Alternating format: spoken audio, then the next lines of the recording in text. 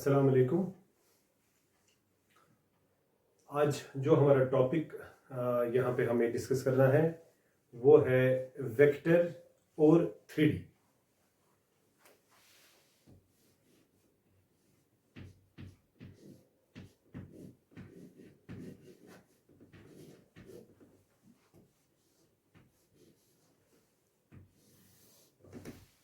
अगर बेटा मेरा आप इनको देखेंगे तो वेक्टर और 3D जो हैं ये दो डिफरेंट टॉपिक्स जो हैं टेक्स्ट बुक में मेंशन्ड है, या अगर हम IIT JEE लेवल पे देखें तो मुझे लगता है कि जो ये वेक्टर और 3D हैं ये ना एक साथ जो हैं चलने वाले टॉपिक्स हैं। वेक्टर और 3D, वेक्टर का इस्तेमाल जो है या वेक्टर जो है, वेक्टर्स हमें बहुत यूज होते हैं। आपको खुद भी पता होगा कि वेक्टर जो है, वेक्टर्स हमें यूज होते हैं फिजिक्स में भी, डिफरेंट स्ट्रीम्स ऑफ इंजीनियरिंग में भी, मैकेनिक्स में भी। तो आप ये चीजें जो हैं वो बेटा पहले भी जान चुके हैं, यानी आपको फिजिक्स में भी बहुत सारा जो है वेक्टर यूज होता है। तो अगर हम यहाँ पे देखेंगे वेक्टर को समझने से पहले, या वेक्टर उसके बाद हम 3D पे भी जाएंगे, तो वेक्टर जो है, वेक्टर क्या है, पहले वेक्टर की बात अगर हम करेंगे तो वेक्टर है क्या। तो वेक्टर जो बेटा है, वेक्टर हम फिजिकल क्वांटिटीज की बात करते हैं तो फिजिकल क्वांटिटीज में आपको दो क्वांटिटी जो हैं वो तो आपको पता ही है क्या क्या है। तो नंबर 1 जो है that is the scalar quantity, and number 2 उसको हम बेटा बोलते हैं वेक्टर क्वांटिटी। आपको तो पता ही होगा, one is the vector quantity and another is the scalar quantity, या स्केलर एंड वेक्टर, जो भी आपको बेटा पता है। ठीक, तो अगर हम बात करेंगे, पहले हम बात करेंगे स्केलर की और उसके बाद आपको पता है वेक्टर।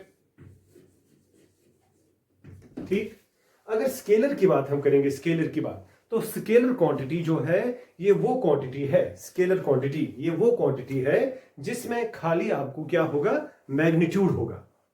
ये वो फिजिकल क्वांटिटी है जिसमें खाली आपका मैग्नीट्यूड होगा। तो मैग्नीट्यूड खाली होगा यानी इसमें डायरेक्शन का हमें जो है इस्तेमाल होता नहीं है। जैसे मैं सिंपली आपको बोलूं, क्योंकि मेरा जो टारगेट वेक्टर है थोड़ा बहुत मैं यहां पे आपको बोलूंगा, और ये आपने पढ़ा भी है। जैसे मैं आपको बोलूंगा डिस्टेंस, सपोज मैं पॉइंट ए पे हूं यहां पे, और मुझे बोला गया है आप डिस्टेंस कवर करिए 3 किलोमीटर या 3 मीटर। तो मैं ऐसे भी जा सकता हूं, ऐसे भी जा सकता हूं, ऐसे भी जा सकता हूं, ऐसे भी जा सकता हूं, ऐसे भी जा सकता हूं। ये मेरा जो है 3 किलोमीटर जो है कहीं से भी। तो दैट मीन्स मुझे कोई स्पेसिफिक डायरेक्शन यहां पे नहीं दी गई है। तो सिंपली जो है, हाँ, जो स्केलर जो यहां पे आपका मैग्नीट्यूड है, खाली मुझे ये पता चला है कि नहीं, मुझे भाई जो है यहां पे 3 किलोमीटर जाना ही जाना है फ्रॉम माई इनिशियल पॉइंट। तो जाना कहां है वो मुझे पता नहीं, किसी भी यहां। तो स्केलर्स, तो मैंने यहां पे डिस्टेंस कवर की, तो मैं सिंपली यहां पे बोलता हूं मैंने एक डिस्टेंस कवर की। तो इस क्वांटिटी को हम जो है एक स्केलर क्वांटिटी का नाम दे सकते हैं। ठीक, तो स्केलर्स क्या है, स्केलर्स वो फिजिकल क्वांटिटीज हैं जिनमें खाली मैग्नीट्यूड का इस्तेमाल होता है। ठीक, उसके बाद अगर हम स्केलर्स में तो डिफरेंट जो है एग्जांपल फिजिक्स में भी आपने पढ़ी है, डिस्टेंस वहां पे आती है, जैसे आपको पता है डिस्टेंस है, वहां पे टाइम है, एक्स्ट्रा वो चीजें आपको बेटा पता है। उसके बाद अगर हम बात करेंगे वेक्टर की, तो वेक्टर जो है, वेक्टर वो फिजिकल क्वांटिटी है, वेक्टर वो फिजिकल क्वांटिटी है जिसमें आपको पता है कि इसमें मैग्नीट्यूड के साथ साथ डायरेक्शन का भी इस्तेमाल होता है। तो नाउ यहां पे डायरेक्शन जो है, डायरेक्शन का बेटा जो है यहां पे थोड़ा बहुत मैंने डायरेक्शन का बोला। देखिए, अगर मैं एक कोऑर्डिनेट सिस्टम लूंगा, आपको पहले ये पता होना चाहिए कि 2D और 3D क्या होता है। ठीक, चलो मैं पहले 2D एग्जांपल लेता हूं, मैं बात वेक्टर की करूंगा। तो ये मेरी इनिशियल पोजीशन है, नॉर्थ, साउथ, ईस्ट, वेस्ट, यहां पे मैं खड़ा हूं। ठीक, तो मुझे बोला गया है, हाँ वही बात मैं फिर से करूंगा कि आप 3 किलोमीटर चलिए towards the west, towards the east, west, north. चलो मैं ईस्ट की तरफ बोलूंगा, तो ईस्ट ये है, तो ये मेरा पॉइंट है, ये पॉइंट ए, और यहां से मैं चला ये, तो ये जो है 3 किलोमीटर, ये बेटा ये। तो अब मुझे स्पेसिफिक डायरेक्शन दी गई ना ये, कि नहीं मैं आपको ईस्ट की तरफ चलना है। आपको ईस्ट की तरफ चलना है। तो अब मुझे एक डायरेक्शन मिल गई, तो इस डायरेक्शन के साथ और एक चीज जो है दैट्स द मैग्नीट्यूड। तो ये बेटा जो है ये एक वेक्टर क्वांटिटी होती है। तो सिंपल सी बात है, हम उन्हीं वेक्टर्स का यहाँ पे जो है हमें वेक्टर्स के बारे में ही बोलना है। लेकिन यहाँ पे आपको पता है कि मुझे मैथमेटिकल सेंस में जो है आपसे बात करनी है वेक्टर्स के बारे में। तो वेक्टर्स को पढ़ने से पहले, वेक्टर्स को जानने से पहले हमें बहुत सारी डेफिनेशंस जो हैं, डेफिनेशंस के थ्रू हमें जाना पड़ेगा। हमें बेटा जो है डेफिनेशन जो है, कुछ डेफिनेशन इंपॉर्टेंट है वेक्टर को समझने के लिए, तो वो डेफिनेशन जो है वो आपको देखनी जरूरी है। तो डेफिनेशन क्या है? Suppose number 1 is the null और जीरो वेक्टर।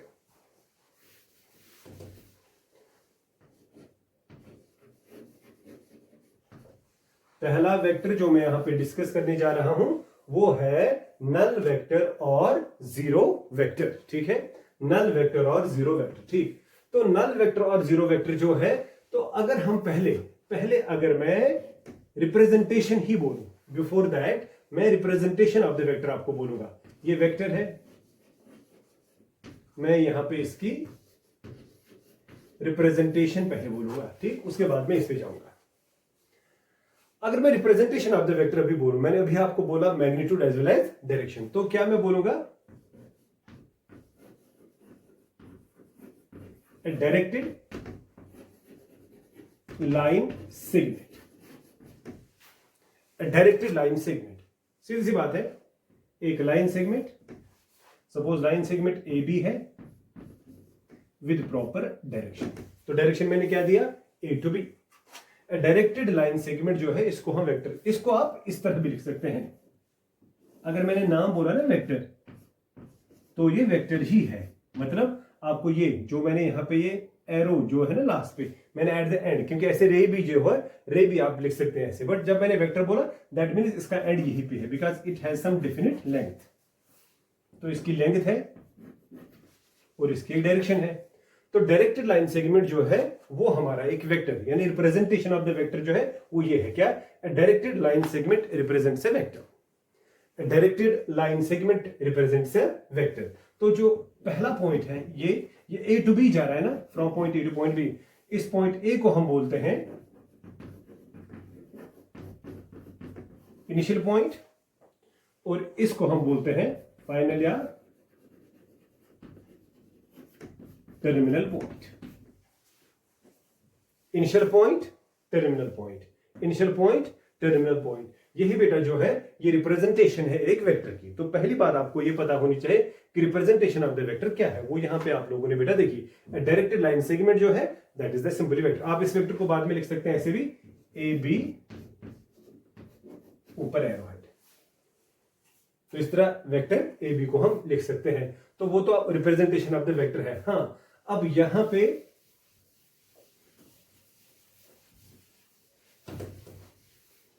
मैं यहां पे बेटा सिंपली बोलूंगा 2D और ये बोलूंगा 3D। ध्यान से देखिएगा, 2 डायमेंशनल ज्योमेट्री आपको पता होगा, ये पहले भी आप पढ़ चुके होंगे।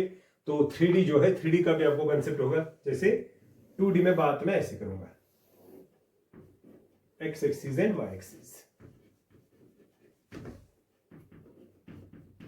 ठीक, और 3D की बात इस तरह करेंगे। ठीक है बेटा, एक्स एक्सिस, तो यहां से एक्स डैश आएगा, Y axis, Z axis. X axis, Y axis, ये 2D की बात है, ये 3D की बात है। दे आर म्यूचुअली परपेंडिकुलर या ऑर्थोगोनल, वो आपको पता ही होगा। देखिए, मैं आपको बोलूं ये ऑरिजिन है और इसमें ऑरिजिन ये है। ध्यान से देखिएगा, I have a point here, let that point is x comma y, and in similar way I have a point here that is p x y z, that is p x y z। अगर 2D की बात करें, मैंने इसको जोड़ दिया ये, और यहां पे भी मैंने जोड़ दिया तो ये। तो बेटा यहां पे भी आपको डायरेक्ट लाइन सेगमेंट मिली, वहां पे भी आपको डायरेक्ट लाइन सेगमेंट मिली। मैं आगे भी बोलूंगा जब मैं पोजीशन वेक्टर बढ़ाऊंगा। तो अभी मैं सिंपली बोलूंगा यहां पे एक वेक्टर ओपी आया, 2D की बात करेंगे, और वो क्या है, वो सिंपली आएगा xi प्लस yj, या आप इसको ऐसे भी लिख सकते हैं सीधे x गामा y, यानी आपको पता है इसके साथ एसोसिएट i है, इसके साथ एसोसिएट j है। ठीक, तो ये है आपका 2D का वेक्टर। 2D में सिंपल सी बात है ना, सिंपल सी बात है। डायरेक्शन भी आपको पता है, या डायरेक्शन हम थीटा से भी निकाल सकते हैं। This is the angle theta, positive direction of X axis. यहां देखा this is y, this is x, तो सीधे निकाला tan थीटा, तो tan थीटा आएगा y by X, tan theta आएगा y बाय एक्स, तो थीटा आएगा tan inverse of y by X. और अगर हम बात करेंगे, ये ओरिजिन है 0,0, आप ओ से लेकर पी तक की डिस्टेंस फॉर्मूला से भी निकाल सकते हैं, या सीधे पाइथागोरस थ्योरम से भी निकाल सकते हैं। तो ये आएगा root of X square plus Y square. So ये इसका मैग्नीट्यूड और ये इसकी डायरेक्शन। ठीक, और अगर 3D की बात करेंगे तो यहां पे वेक्टर ये है, तो यहां बात करेंगे ओपी की, तो आप ही बता दीजिए ओपी क्या आएगा। इसमें आएगा xi plus yj plus zk, because I cap, j cap and k cap they are the unit vectors along x axis, y axis and z axis। ठीक, ये डायरेक्शन देते हैं ना।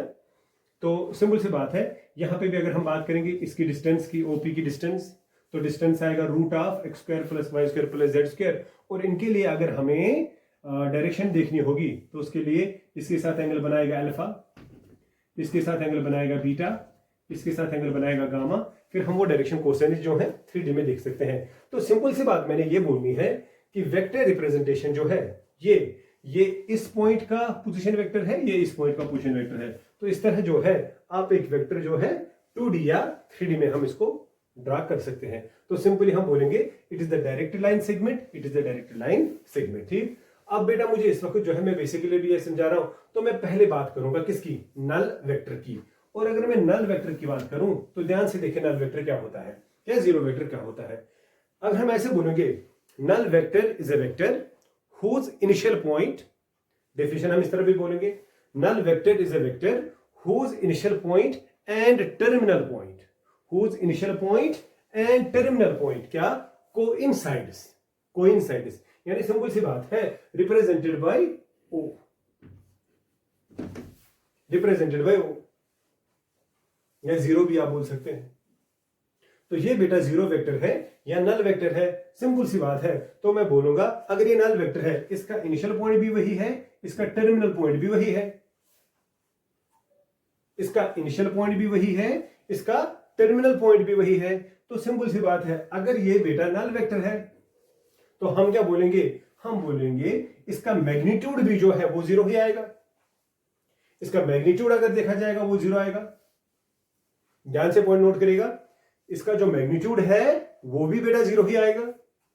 ठीक, अगर इसका मैग्नीट्यूड जीरो है, अब डायरेक्शन की बात करेंगे तो इस वेक्टर की कोई स्पेसिफिक डायरेक्शन है ही नहीं, इस वेक्टर की कोई स्पेसिफिक डायरेक्शन है ही नहीं।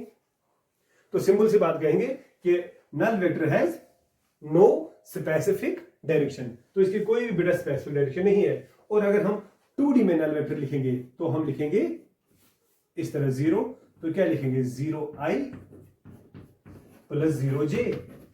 और अगर 3D में लिखेंगे तो आपको पता ही है क्या आएगा बेटा 0i 0j और 0k, this is the null vector. तो इसका भी मैग्नीट्यूड निकालो, इसका रूट 0 स्क्वायर, तो वो तो नल वेक्टर। इन शॉर्ट कोई भी वेक्टर जिसका मैग्नीट्यूड आपको जीरो आएगा वो बेटा आपका नल वेक्टर ही कहलाएगा। ठीक, तो पहली डेफिनेशन हमें यहां पे आ गई क्या, नल वेक्टर। उसके बाद हम जाएंगे एक बहुत इंपॉर्टेंट वेक्टर के जो है दैट्स नंबर 2, वो है बेटा हमारा यूनिट वेक्टर। बहुत इंपॉर्टेंट, इसका भी यूज आपको पता होगा, बहुत जगहों पे आपको यूनिट वेक्टर जो है इसका इस्तेमाल करना पड़ता है। तो अगर मैं यूनिट वेक्टर की बात करूं तो यूनिट वेक्टर हमारे पास क्या है, यूनिट वेक्टर। तो unit vector simply unit vector, तो अगर मैं यहां पे बोलूं मेरे पास वेक्टर ए है, 2D में है या 3D में है वो दूसरी बात है, तो unit vector of A, unit vector of A is denoted by A cap. जब भी किसी वेक्टर के ऊपर हम कैप लगाते हैं तो that represents the unit vector of that particular vector. तो वो किसके बराबर होता है?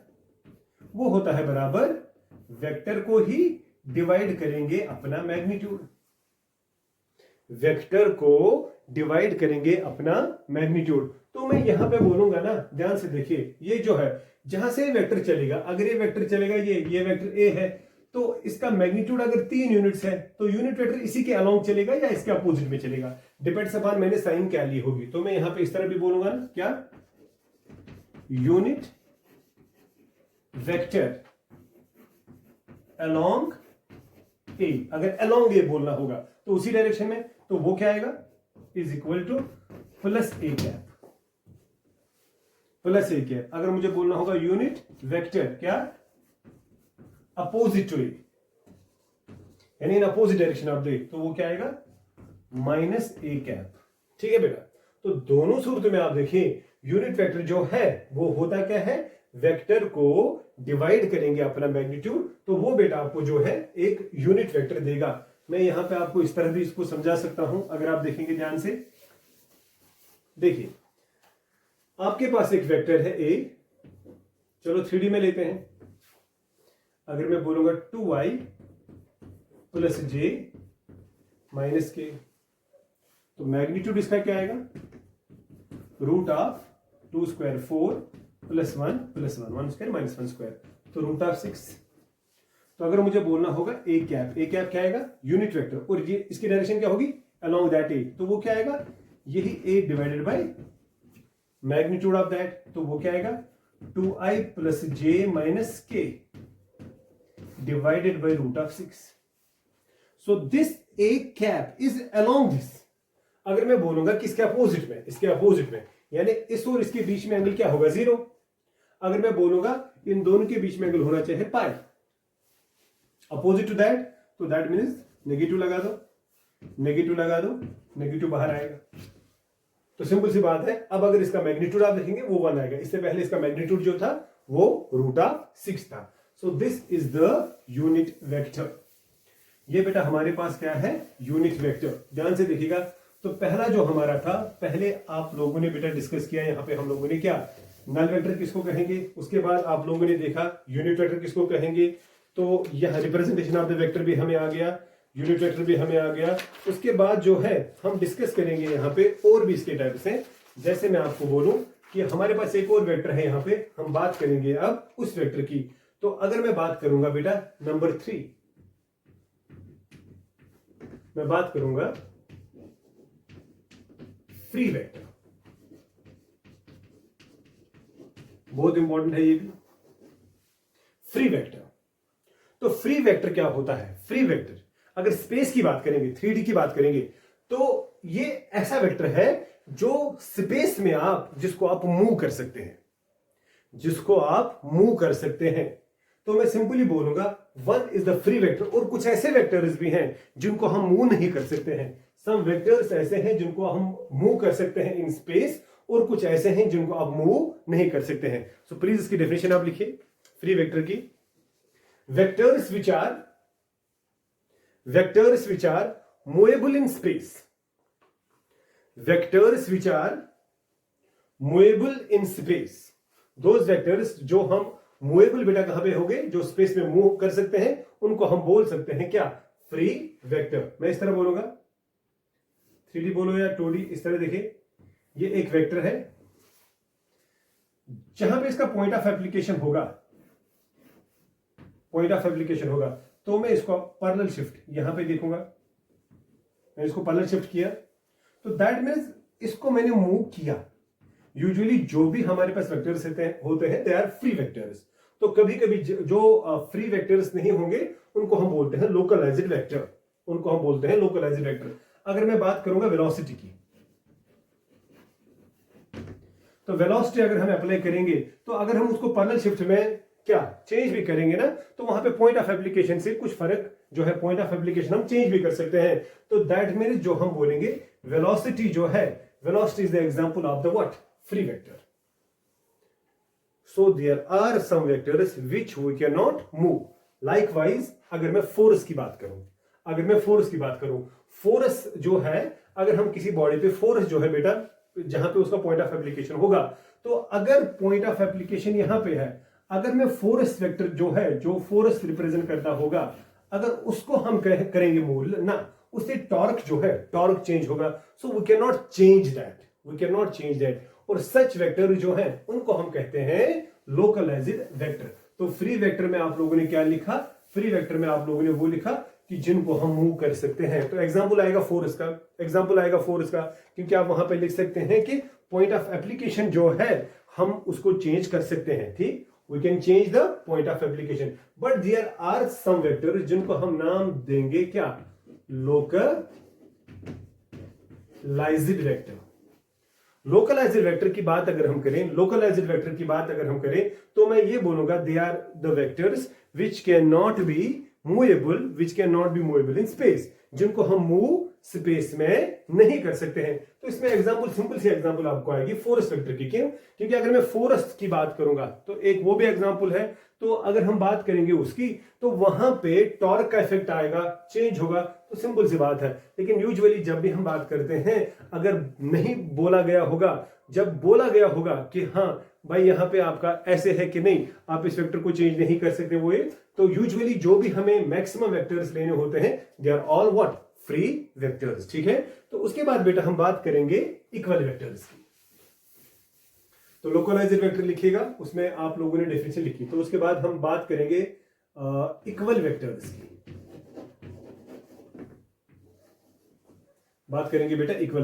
ठीक, equal vectors.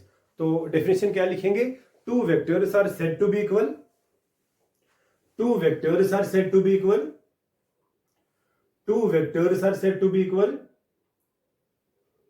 if their magnitude is same as well as their direction is same. Equal vector, magnitude is same as well as their direction is same.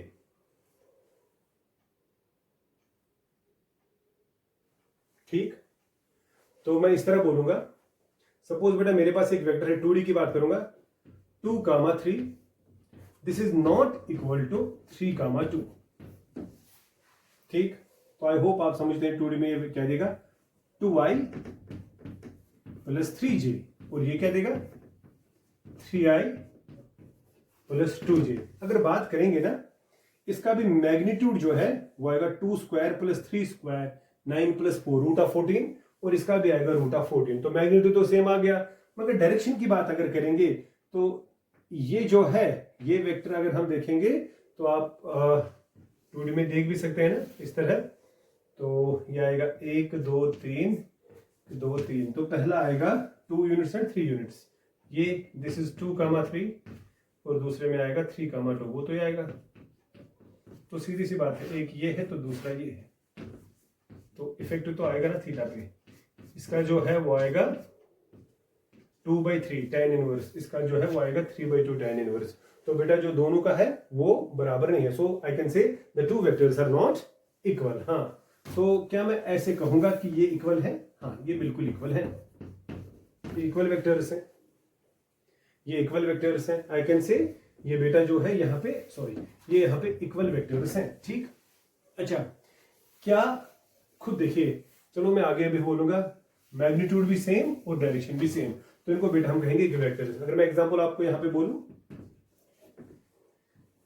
ai plus bj plus ck is equal to xi yj zk। ai plus bj plus ck is equal to xi plus yj plus zk। तो simple सी बात है ना, if and only if. ये दो vectors कब होंगे बराबर? जब a होगा x के बराबर, b होगा y के बराबर और c होगा z के बराबर। जब ऐसा कुछ होगा तब ये आपस में बराबर हैं, अदरवाइज दे आर नॉट। इतना तो आपको पता होगा, ठीक। तो इक्वल वेक्टर जो है आपको बेटा, इक्वल वेक्टर जो है वो आपको समझ आया होगा, ठीक है। तो इक्वल वेक्टर जो है, तो लाइन ऑफ सपोर्ट में भी पैरेलल और कोइंसिडेंट, वो आपको पता ही होगा। जो इनका लाइन ऑफ सपोर्ट होगा वो पैरेलल भी हो सकता है या वो कोइंसिडेंट भी हो सकता है, ठीक है। Because we can shift, parallel shift हम यहाँ पे वेक्टर्स का कर सकते हैं, ठीक। क्वेश्चन एक बेटा आप देखिए, इसमें आप क्वेश्चन एक लिखिए, right in the question, the number of distinct unit vectors, the number of distinct unit vectors perpendicular to a given plane, the number of distinct unit vectors, the number of distinct unit vectors perpendicular to a given plane। Definition से भी चलेंगी। मैंने question बीच में पहले बोला क्या बेटा? मैंने क्वेश्चन बोला number of distinct unit vectors perpendicular to a given plane. तो पहले इसका आंसर देखेंगे क्या आएगा। देखिए बेटा, प्लेन की बात अगर हम करेंगे, प्लेन की बात अगर हम करेंगे, ये जो पेपर मेरे पास है, this is the plane, this sheet is the plane. ये बेटा प्लेन है, ध्यान से देखें, दिस इज अ प्लेन या this surface is a plane. या इस रूम की बात अगर हम करेंगे, x axis, Y axis, Z axis, तो जिस पे हम खड़े हैं this is x y plane, this one is the x z plane, this one is the y z plane, तो this is x y plane, ठीक। मैंने यूनिट वेक्टर की बात कही, तो मैंने अब क्या बोला?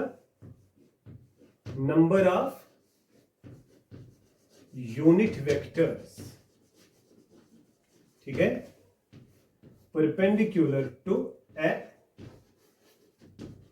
Given plane is equal to, इस ये क्वेश्चन है तो इसी का हमें आंसर बोलना है, क्या आएगा, ठीक है। तो बहुत आसान है। ये देखिए, ये बेटा प्लेन है, तो ये देखिए, ये सरफेस जो ना, ये सरफेस, ये इस प्लेन की डायरेक्शन है। तो प्लेन की डायरेक्शन कैसे देखी जाती है? इसके नॉर्मल से। ये इसका नॉर्मल है, ये यहां पे भी नॉर्मल, यहां पे भी, यहां पे भी।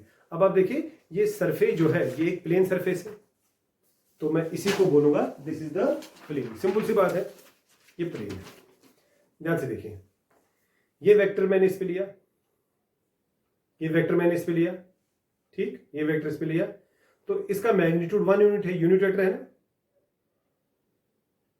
इसका मैग्नीट्यूड 1 यूनिट है, सिंपल सी बात है, इसका मैग्नीट्यूड 1 यूनिट है। अच्छा, अगर इसका मैग्नीट्यूड 1 यूनिट है तो एक तो ये वेक्टर आएगा, दूसरा आएगा ना ऐसे इसके अपोजिट डायरेक्शन में, एक वेक्टर ऐसे आएगा, if this is A cap, तो दूसरा आएगा ना माइनस ए कैप, तो दो है। अब आप समझ रहे होंगे या सोच रहे होंगे, यहां पे भी आएगा, यहां पे भी, ये तो प्लेन है, इस पे तो हाँ आएंगे, बट सभी क्या है? Unit vectors. ये तो इनका पैरेलल शिफ्ट हुआ ना, because they are all perpendicular. तो ये सभी सेम है ना, तो ये तो एक ही वेक्टर है, तो एक ऐसे आएगा, एक ऐसे जाएगा। सिंपल सी बात है, आप ऐसे भी सोचिए, ये एक्स एक्सिस है, ये वाई एक्सिस है, तो वो कॉर्नर है ना जेड एक्सिस, तो वहां से आई है, यहां से जे है, तो ये सरफेस जो है this is the x y plane या आई जे। तो इस पे कौन सा परपेंडिकुलर वेक्टर है? खाली एक ही है ना। What is that? That is the के यूनिट वेक्टर, के कैप। यहां पे ले लो के कैप, वहां पे ले लो के कैप, वहां पे ले लो के कैप। एक तो के कैप है, एक नीचे आएगा, व्हाट इज दैट? माइनस के कैप। सो टोटल आएगा एक यहां से, एक यहां से, तो 2 will be the answer. 2 is the answer, ठीक। एक और क्वेश्चन लिखिए,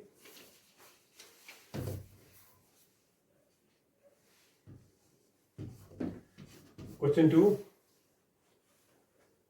number of unit vectors perpendicular to a given अभी बेटा प्लेन था, प्लेन आपको पता है plane is a surface. Now मैंने प्लेन को चेंज किया लाइन में, मैंने प्लेन को चेंज किया लाइन में, ठीक, मैंने प्लेन को बेटा चेंज किया लाइन में। आराम से देखें, मैंने प्लेन को चेंज किया लाइन में। मैंने क्या बोला, number of unit vectors perpendicular to a given line. देखिए दिस इज अ लाइन, इस मार्कर को देखें, चाप को देखें बेटा, this is the line, line के ऊपर ये लाइन है, लाइन है, प्लेन नहीं है। अभी प्लेन था ना, सरफेस थी, अभी सरफेस नहीं है, ये एक लाइन है, ये इसके ऊपर है परपेंडिकुलर, और इसका मैग्नीट्यूड है 1 यूनिट, ये है 1 यूनिट, ये भी है ना परपेंडिकुलर इसको, ये भी आपको देखें, ये परपेंडिकुलर 1 यूनिट, ये ही 1 1 1 1 1 1, तो इसी के इर्द गिर्द आप देखिए कितने वेक्टर्स आएंगे, इनफिनाइट। इस तरह देखिए, ये है लाइन, ये है यूनिट वेक्टर, राइट। तो अगर ये लाइन है, ये यूनिट वेक्टर है, तो मैं बोल रहा हूं कि इसके ऊपर ये तो परपेंडिकुलर है, तो ये भी परपेंडिकुलर, ये भी, ये भी, ये भी, ये भी, ये भी, ये भी, ये भी, आप खुद भी देखें तो कितना आएगा। The answer is infinite. ये किस वक्त बेटा जो है आपको लाइन के ऊपर देखना है परपेंडिकुलर, इससे पहले जो है वो था प्लेन के ऊपर, ठीक। तो यूनिट वेक्टर यहां पे बेटा आप लोगों ने देखा, ठीक। Next definition is, write down, next definition is collinear vectors.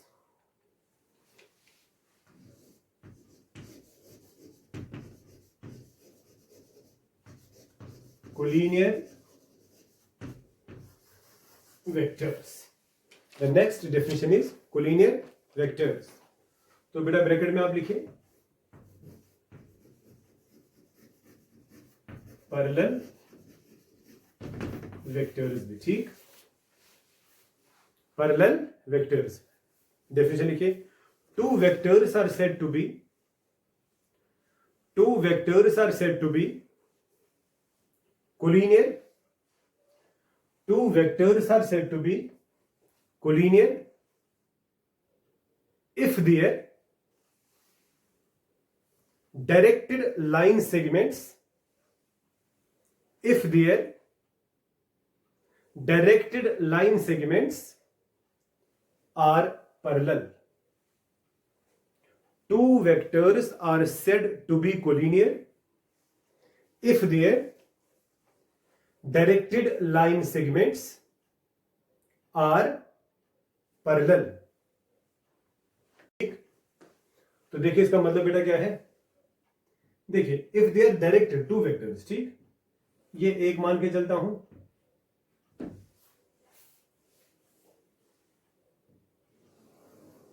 ये दूसरा मान के चलता हूं, ठीक, ये दूसरा मान के चलता हूं, तो पैरेलल है ये। Directed line segments, two vectors, वही लिखा ना, two vectors are said to be collinear if their directed line segments, if their directed line segments are parallel, directed line segments are parallel, ठीक। If their directed line segments are parallel, मैं आपको इस तरह बताता हूं, simple सी बात है, ये वेक्टर ए में लेता हूं और ये वेक्टर बी में लेता हूं, कोलिनियर की बात करेगा या पैरेलल की बात करेगा, ठीक। चलो मान के चलते हैं ये वेक्टर है 2, 3, तो ये आएगा 2i + 3g, मैं 2d पे बेटा समझा रहा हूं, और इसको मैं 2 से मल्टीप्लाई करूंगा तो कितना आएगा, ये आएगा 4, 6, तो क्या आएगा 4i + 6j। ध्यान से देखें,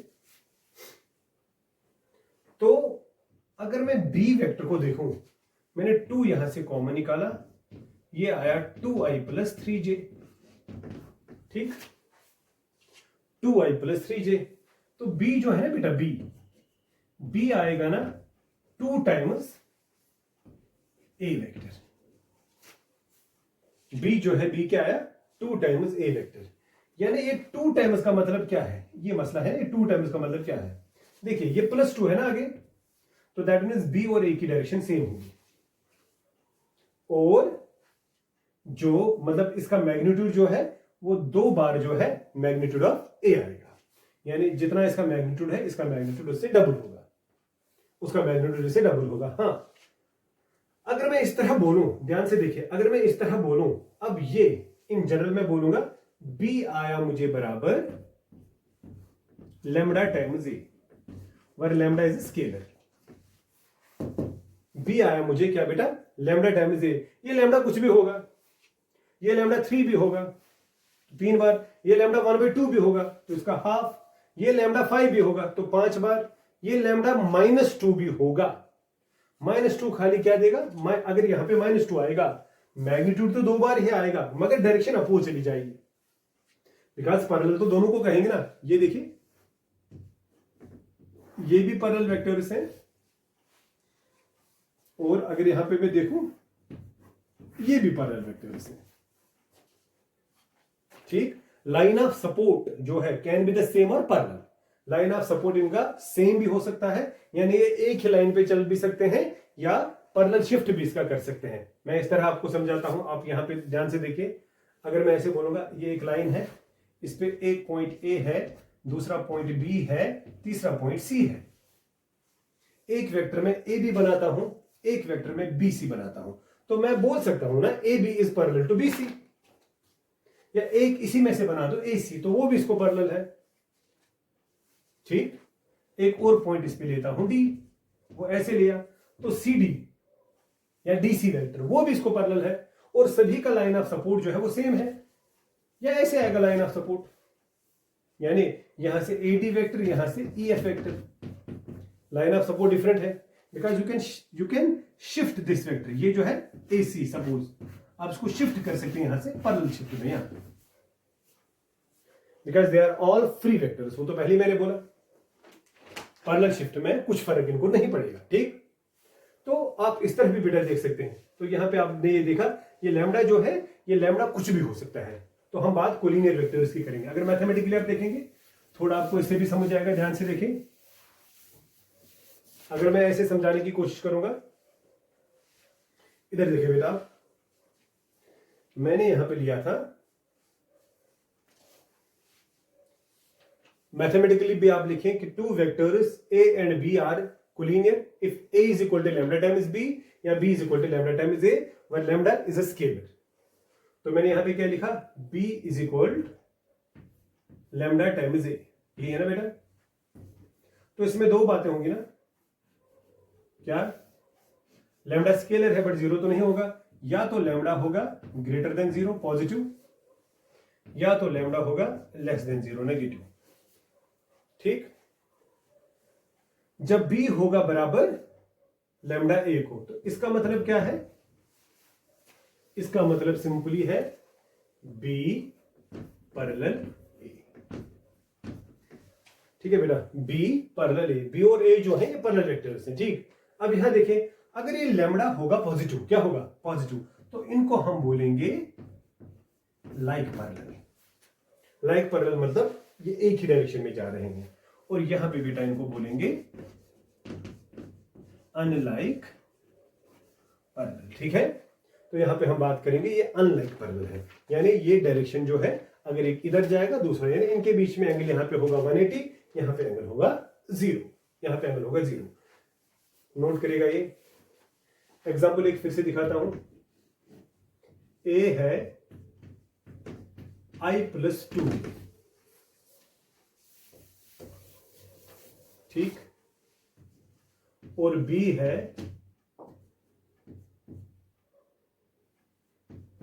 3i+6j। ठीक है बेटा, ध्यान से देखिएगा। तो अगर हम बात करेंगे ना, b क्या है, 3 टाइम्स है ना a, तो ये आपस में है ना पैरेलल, ये आपस में पैरेलल है, डायरेक्शन दोनों की जो है सेम है, अपोजिट नहीं है, बिकॉज 3 आया आगे। अगर हम कोऑर्डिनेट सिस्टम पे जाएं, रेफरेंस फ्रेम पे जाएं, पहला वेक्टर जो है वो 1,2 है, 1,2, तो पहला वेक्टर ये है 1,2, दिस इज वेक्टर ए। ध्यान से देखें, ये वेक्टर ए है, ठीक है। तो यहां से परपेंडिकुलर डाला, ये 2 बिट आया और ये 1, और ये एंगल कितना आया, तो थीटा आ गया आपका tan इनवर्स 2/2। तो इसकी डायरेक्शन है। अब दूसरा आप देखिए, दूसरा क्या है, 3,6 1 1 हाँ 2 3, तो 3 यहां आएगा, ये कितना था 2 4 6, तो वो कहीं यहां मिलेगा, ठीक। तो यही वेक्टर हमें आगे बढ़ाना है ऐसे, और ये वाला पॉइंट आपका होगा कौन सा, this is the 3,6, this is the 3,6, you are getting मी।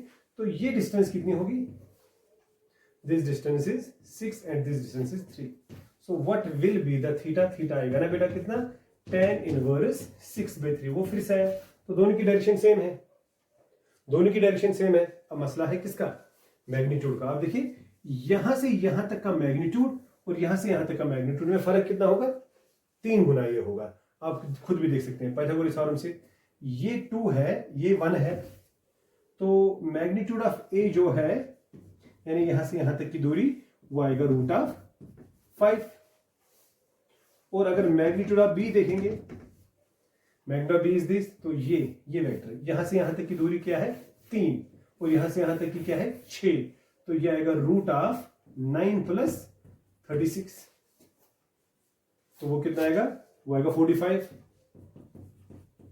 9 5 45, 9 3 आएगा बाहर, तो ये 3√5 आएगा। अब खुद ही देखिए, अगर ये √5 था, ये 3 गुना है उसका, तो पहले आप लोगों ने देखा, तो इस तरह रिप्रेजेंटेशन, लेकिन डायरेक्शन ऐसे ही। हाँ, अब अगर आप यहां पे लिखते सपोज ये वाला वेक्टर बेटा जो है ये, अगर आप यहां पे लिखते माइनस टाइम्स ए, तो तब लैम्डा का वैल्यू क्या था, तब लैम्डा का वैल्यू -1 था, तो बी है माइनस टाइम्स ए, तो माइनस टाइम्स ए का मतलब आएगा ना -i - 2j, तो वो जाता ना -i - 2j, तो वो यहां जाता -1, 2, तो फिर भी मैग्नीट्यूड जो है वो ये आता, बट डायरेक्शन ये इधर था, ये इधर था, तो डायरेक्शन का खाली फर्क, तो एंगल जो है दोनों के बीच में 180 आता, ठीक। तो पैरेलल ही है ना, वेक्टर जो है पैरेलल ही है, या वेक्टर जो है वो कोलिनियरी है। तो एक पॉइंट यहां पे बहुत इंपॉर्टेंट जो मुझे जरूरत है, जो बेटा मैथमेटिकली आपको यहां पे जरूरत है, क्या, अगर आपको 2 वेक्टर्स बताने होंगे पैरेलल या कोलिनियर, कौन कौन सा वेक्टर, सपोज आपको वेक्टर ए और वेक्टर बी बनाना होगा पैरेलल या कोलिनियर, तो क्या होगा, ए होगा बराबर स्केलर टाइम्स बी, या बी होगा बराबर scalar times a, then they are parallel या दे आर कोलिनियर। आप यहां पे नाम दे सकते हैं, बिकॉज यहां पे पैरेलल और कोलिनियर जो है that is one of the same thing, ठीक है। आप बेटा इस पे क्वेश्चन लिखिए, देखिए क्वेश्चन में यहां पे लिखने जा रहा हूं, लिखा, if a and c, vector a and vector c are non collinear,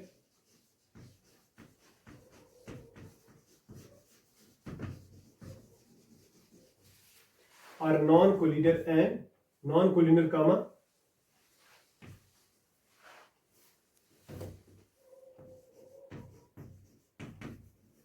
non-zero vectors and lambda a is equal to mu c, lambda A is equal क्या बेटा, म्यू सी।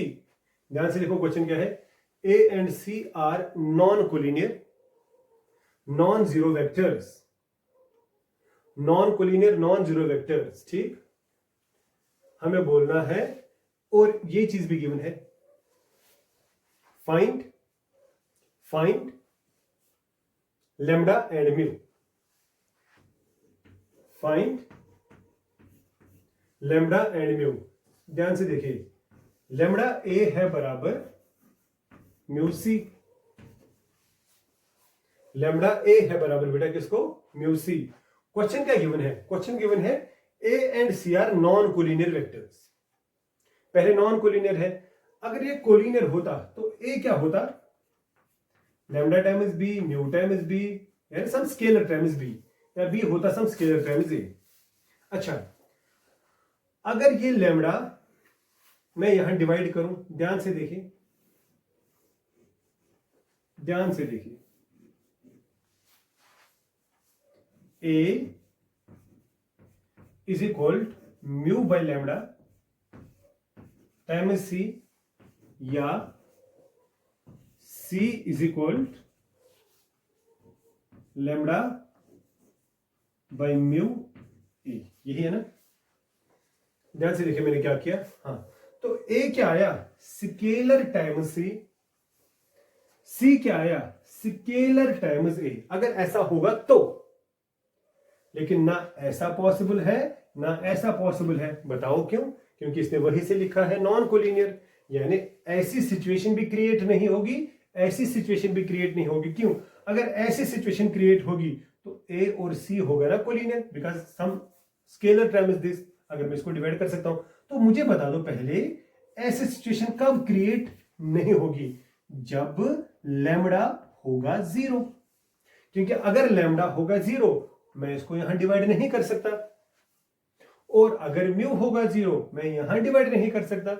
और मुझे तो वही कंडीशन है ना कि आप म्यू और लैम्डा ऐसे बोल दीजिए कि ये नॉन कोलिनियर आ जाए, तो हो गया ना बेटा मसला हल।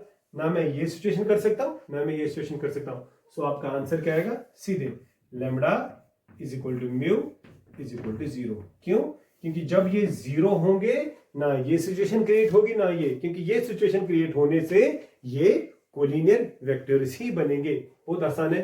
आई होप क्या अगर आप ये चीज नहीं लिखेंगे सीधे, ये यहां डिवाइड नहीं होना चाहिए, क्योंकि अगर ये नॉन 0 होगा आई कैन डिवाइड इट, तो ये 0 ही होगा, so that I can't divide. Same is the process from that way. So simple सी बात है, लैम्डा का भी वैल्यू और म्यू का भी वैल्यू 0 ही होना चाहिए, सच दैट ए और सी जो है वो नॉन कोलिनियर होंगे। ठीक है, एक और क्वेश्चन इस पे लिखिए। If a and c, same पहले है, if a and C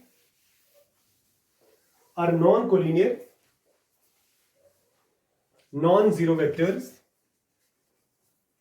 non-collinear non-zero vectors, and xa plus yc is equal 3a plus 5c। Same अभी की जगह क्या लिखा है, xa plus yc is equal to 3a plus 5c। Find x and y। Same question बेटा, find x and y, फिर से non collinear.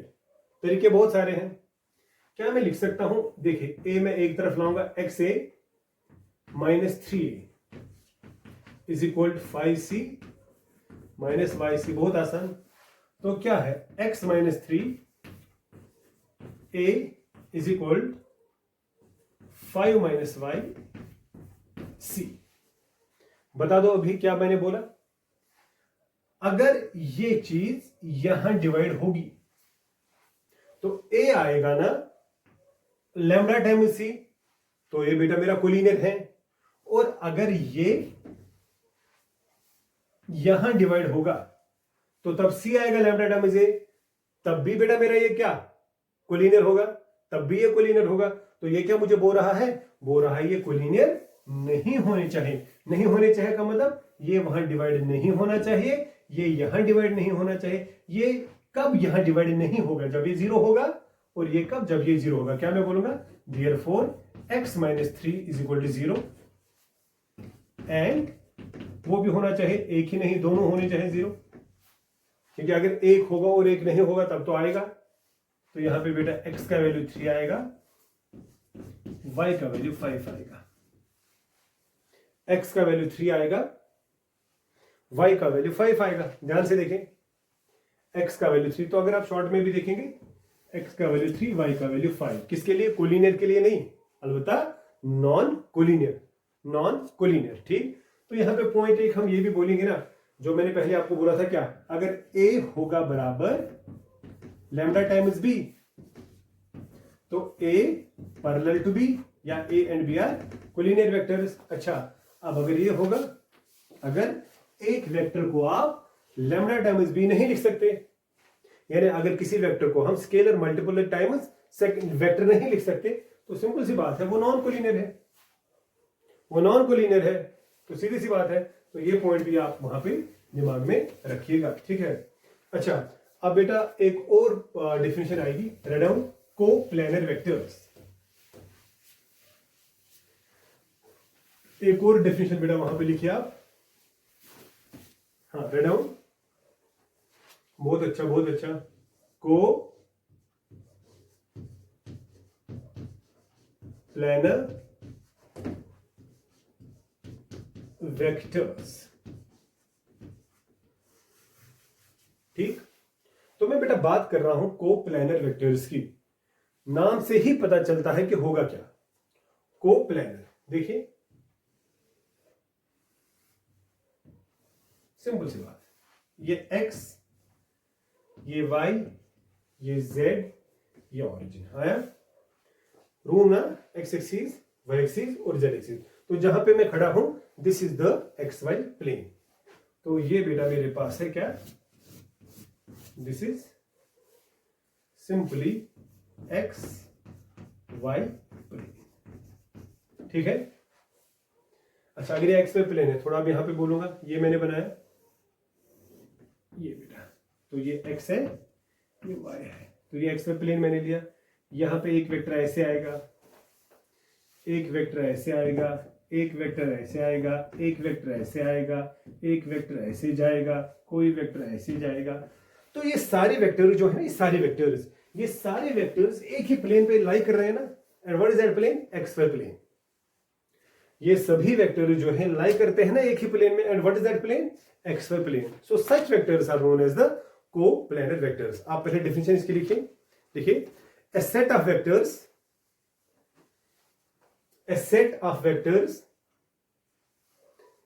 are said to be coplanar. A set of vectors are said to be coplanar if they lie in the same plane. If they lie in the same plane. If they lie in the same plane. जैसे ये vector सभी हैं, ये एक ही plane पे lie करें। And what is that plane, xy plane. इसकी एक और भी डेफिनेशन है, आप वो भी लिख सकते हैं। लिखिए, set of vectors are said to be coplanar. Set of vectors are said to be coplanar if their directed line segment is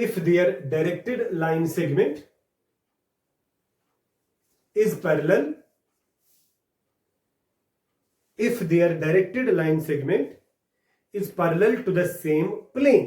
ध्यान से देखिए, ये बहुत इंपॉर्टेंट है definition. if their directed line segment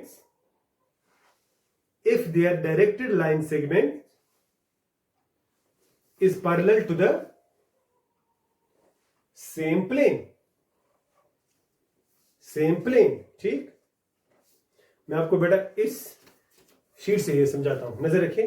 अगर आप मान के चलते हैं, ये मेरे पास एक प्लेन है, कौन सा प्लेन है वो बाद की बात है। तो ये एक प्लेन मेरे पास है, कोई भी प्लेन है, ये प्लेन है। अच्छा, ये देखिए, अगर ये प्लेन कोई है, इस पे अगर कोई वेक्टर में, ध्यान से देखिए, इस पे कोई वेक्टर में ऐसे लूंगा,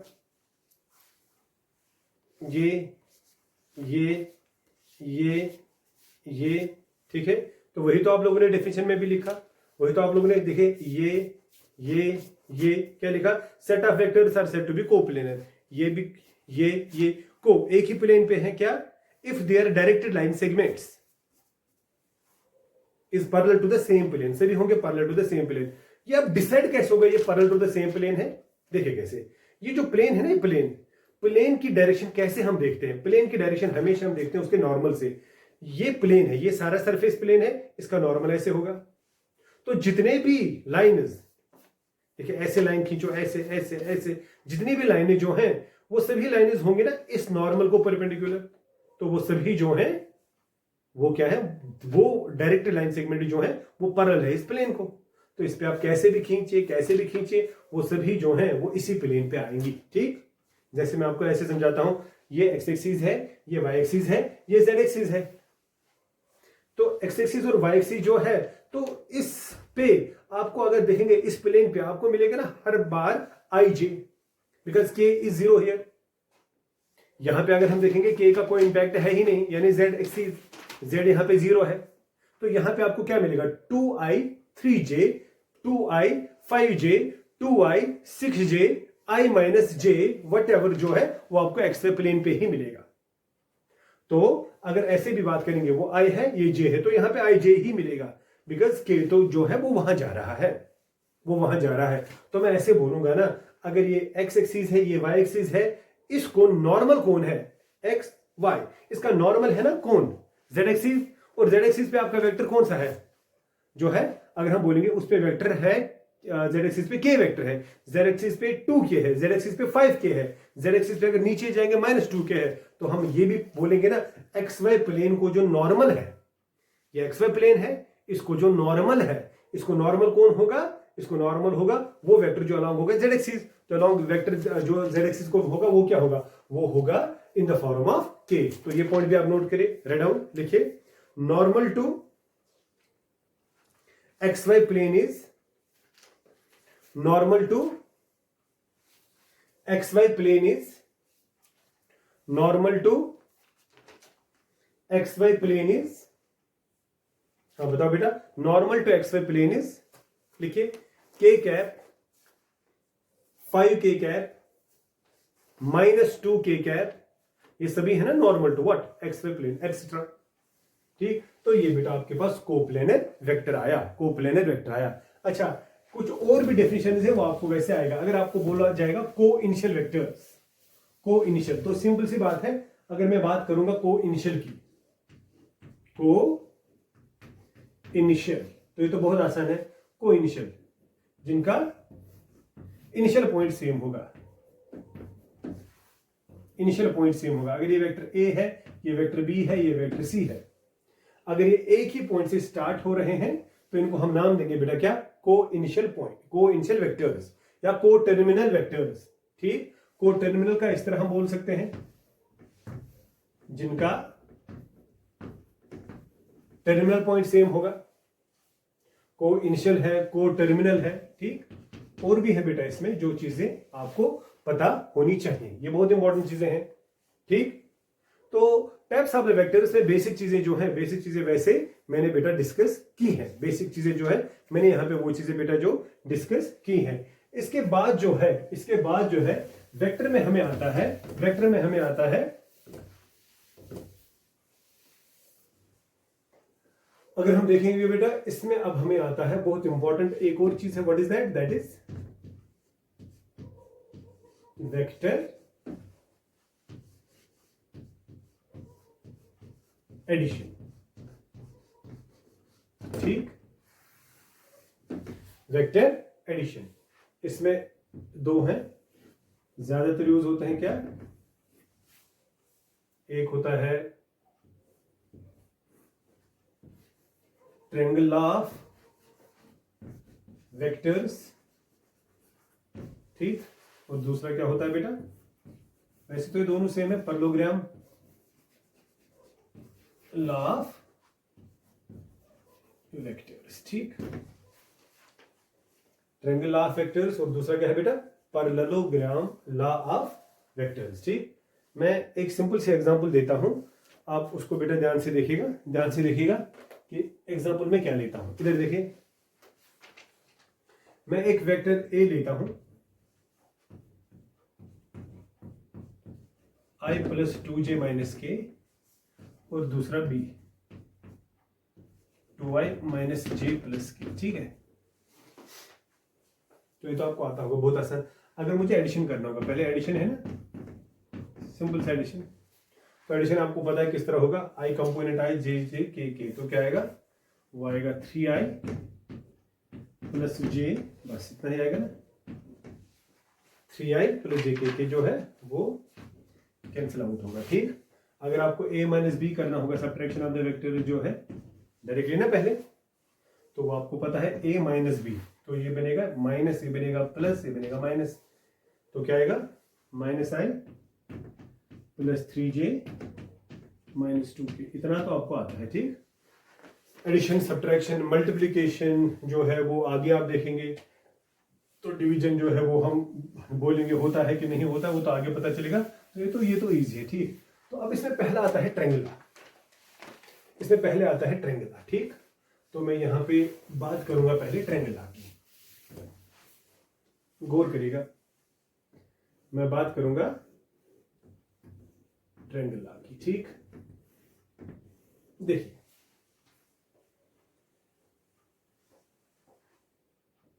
ये एक वेक्टर है,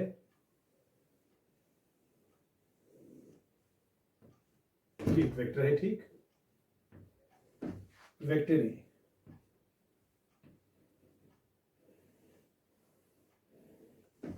और ये बेटा दूसरा वेक्टर है वेक्टर बी। ठीक, आपको ये पता होना चाहिए कि दो वेक्टर्स के बीच में जब भी हम एंगल की बात करेंगे ना,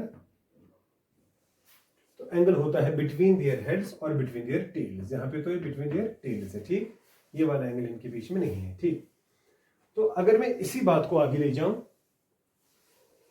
ध्यान से देखिए, पैरेलल शिफ्ट में कर सकता हूं, मैं इसको लिख सकता हूं ऐसे, ये ए,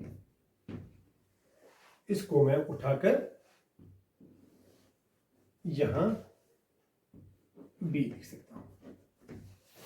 ठीक, या थोड़ा जैसे मैंने ये फिगर बनाई थी तो उसी हिसाब से अगर लिखूं बनाऊं तो थोड़ा टिल्ट ज्यादा है इस तरह। ठीक है, तो ये हमारा वेक्टर बी है, ध्यान से देखिएगा। तो लेकिन अब जो ये थीटा है ना, थीटा ये एंगल, ये अब ये एंगल होगा, दिस इज थीटा। आया, तो आपको पता ही होगा ये दोनों का रिजल्टेंट आएगा, ये दोनों का रिजल्टेंट आएगा, ये दोनों का रिजल्टेंट आएगा, यानी ये आएगा a प्लस बी, ये दोनों का रिजल्टेंट आएगा। आप इस तरह भी देख सकते हैं, पहले वेक्टर का टेल और दूसरे वेक्टर का हेड, रिजल्टेंट का टेल इसके टेल पे होता है और हेड इसके हेड पे होता है, तो ये जो है ये आएगा दोनों का सम। एंगल ये है थीटा, तो आपको फिर खुद भी पता है कि यहां से अगर हम परपेंडिकुलर डालेंगे तो क्या tan थीटा किस तरह आप निकाल सकते हैं, वो आपको बेटा बखूबी आएगा। ठीक है, ये देखिए, ठीक, तो ये आप सिंपल सी बात इसमें हम बोलेंगे this is the triangle, this is the triangle. ठीक, तो अगर हम वैसे परलोग्राम ला अगर हम देखेंगे वो भी कुछ ऐसा ही है, वो भी कुछ ऐसा ही है। तो क्या है, तो इधर बेटा देखें,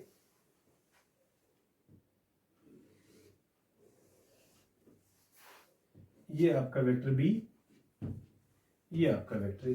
ठीक है, this is the angle theta. तो पहले परलोग्राम को कंप्लीट करेंगे, इसका पैरेलल यहां और इसका पैरेलल यहां। ठीक, तो ये वेक्टर जो है ये आएगा आपका बी और ये आएगा आपका ए, सही है ना। और इसमें भी बेटा एंगल जो है यहां से आएगा, ये आपका एंगल थीटा। तो बस हो गया, यहां एक डायगोनल जो है A diagonal, so this is the diagonal D. को देखें तो ये डी जो है ना, ये होगा ना सम ऑफ ए एंड बी। को देखें ए बी डी, यहां से भी देखिए वही आएगा, यहां स्टार्ट डायरेक्शन डायरेक्शन यहां, तो इसका भी यहां हेड है, इसका भी यहां है, बी प्लस ए बोलो ए प्लस बी बोलो, तो इन बोथ वेज डी जो है डायगोनल जो है, तो मैं इस तरह बोलूंगा परलोग्राम का जो डायगोनल है, परलोग्राम का जो डायगोनल है ये वाला डायगोनल अगर मैं बोलूं, तो अगर ये ए है ये बी है तो ये इन दोनों का सम, तो this is the sum of the two adjacent sides, sum of the two adjacent sides. ठीक, तो ये भी ट्रायंगल का ही अगर हम देखेंगे ओवरऑल उसी का ही ये पहलू है। ठीक, तो बाकी आपको बेटा पता है यहाँ पे मैग्नीट्यूड, वो ये सब कुछ जो है वो चीजें आप इजिली कर सकते हैं। ठीक, I hope you are getting this thing. देखिए अगर ये थीटा है, ये आपका थीटा है, तो फिर यहां से परपेंडिकुलर जो है वो कितना है, इसके लिए पहले हमें रेफरेंस कोई चीज जो लेनी है। ठीक, मैं इस चीज को बेटा आगे भी डिस्कस अभी करूंगा, क्योंकि आज मैं टाइप्स ऑफ द वेक्टर्स पे ज्यादा था, तो वो आप लोगों ने बेटा अच्छे से देखा कि types of the vector basically होता क्या है, 2D 3D में जो है फर्क क्या है। तो आगे इंशाल्लाह जो नेक्स्ट लेक्चर नंबर 2 होगा वो स्टार्ट में यही से करूंगा फिर से, कि ट्रायंगल लॉ और पैरेललोग्राम लॉ जो है वो क्या है। और हाँ, तो इसमें जो बेटा है आपको ये भी पता होना चाहिए कि सोल्यूशन ऑफ द ट्रायंगल्स में बोलता हूँ, कोसाइन लॉ, साइन लॉ, वो चीजें इसमें इंपॉर्टेंट बहुत सारी हैं। तो आज के लिए जो बेटा ये काफी है, तो ये अच्छे से देखिएगा, इस पर थोड़ा अमल करिएगा। ये बेसिक क्लास थी इसकी, तो आगे मैं और भी जो है इंफॉर्मेशन इसके बारे में वो आपको देता रहूंगा। तो खुदा हाफिज आज के लिए, ठीक है, थैंक यू।